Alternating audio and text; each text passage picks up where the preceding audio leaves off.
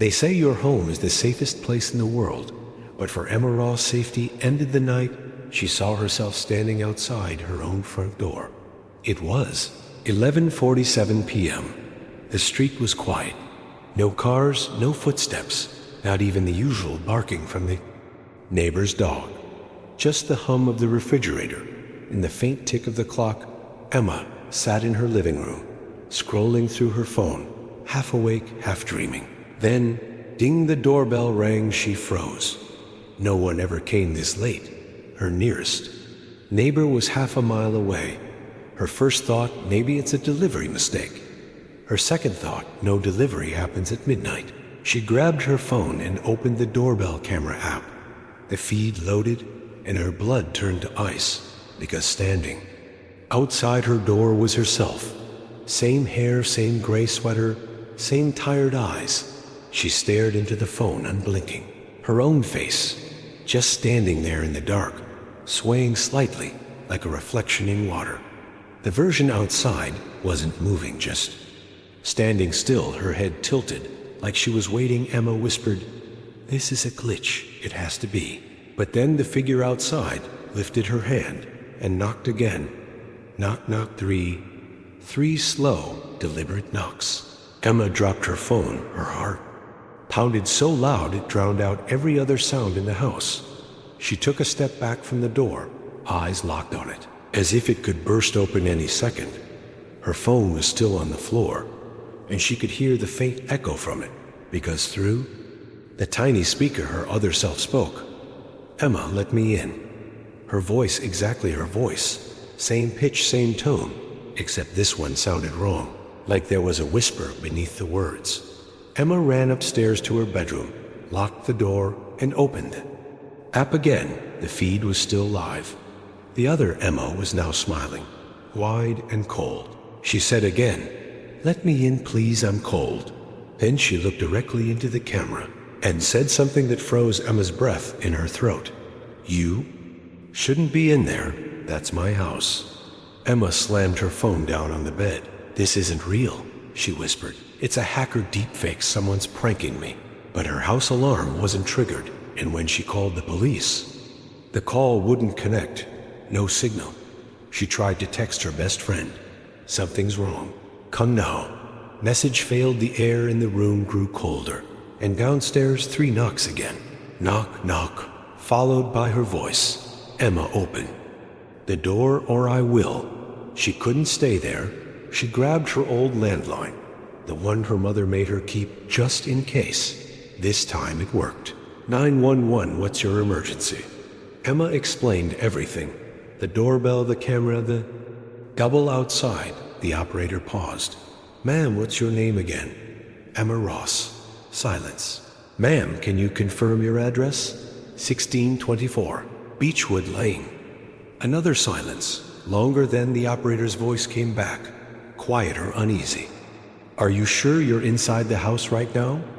Emma blinked. "What, of course I am," the operator said, "because according to our system, someone named Emma Ross already called from that address 10 minutes ago, saying someone who looked like her was trying to break in."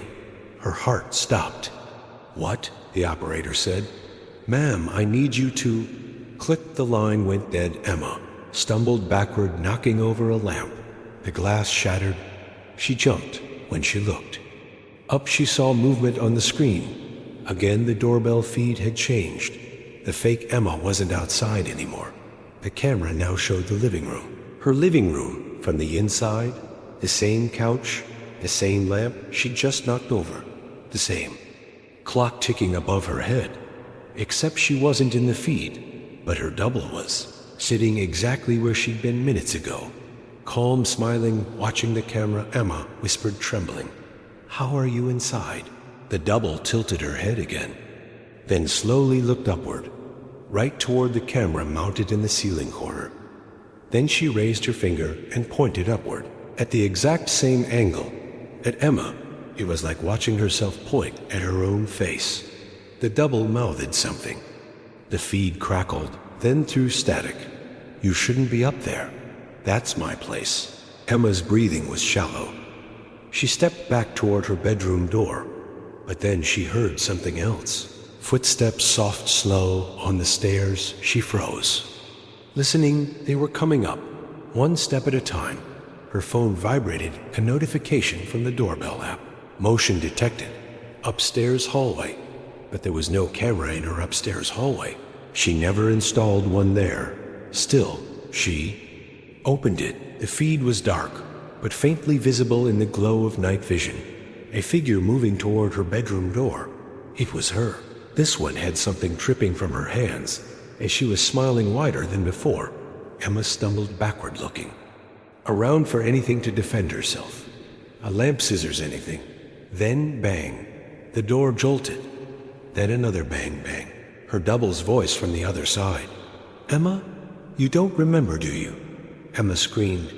"What do you want from me?" Voice laughed softly. "I just want what's mine." Then silence, the handle twisted, then stopped. Then the sound of footsteps walking away down the stairs. The front door creaked, then slammed shut. Emma stayed frozen for what felt like hours, before she dared to move. When she finally crept downstairs, every shadow looked alive. The living room was empty, door locked, but the floor was wet, as if someone had tracked in water. She checked the feed again. The figure outside was gone. Finally, she sat on the floor and tried to breathe.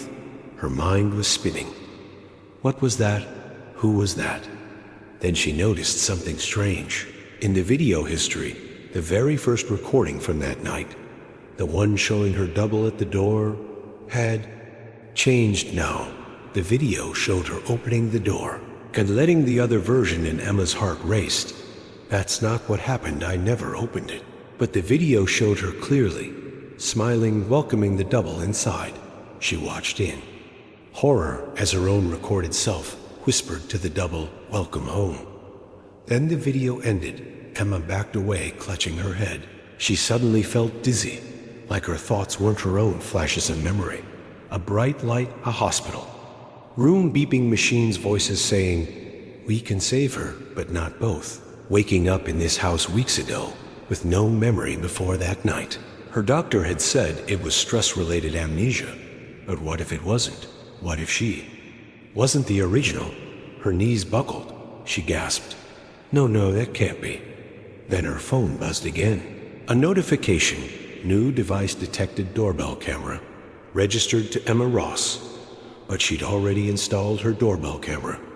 Months ago, Emma tapped the notification, and it opened to a new live feed. The timestamp read 11:48 p.m., 1 minute behind her current time. In the feed, she saw her front door. Someone was standing there. A woman wearing her sweater. Her face, pale, eyes wild. She was knocking. "Knock, knock," Emma whispered. No, it's looping again. Then in the feed, the woman outside spoke, panicked, crying, "Please let me in. It's me, Emma. There's someone inside. She looks just like me." Emma's hands trembled because she could hear the knocking in real time too, echoing from her actual front door. Then she heard her own voice from behind her, calm, gentle. "Don't open it, Emma. You remember what happened last time?" Emma turned around slowly, and there, standing behind her in the living room, was herself, smiling, holding a phone, showing the same doorbell feed. The double whispered, "Only one of us gets to stay inside."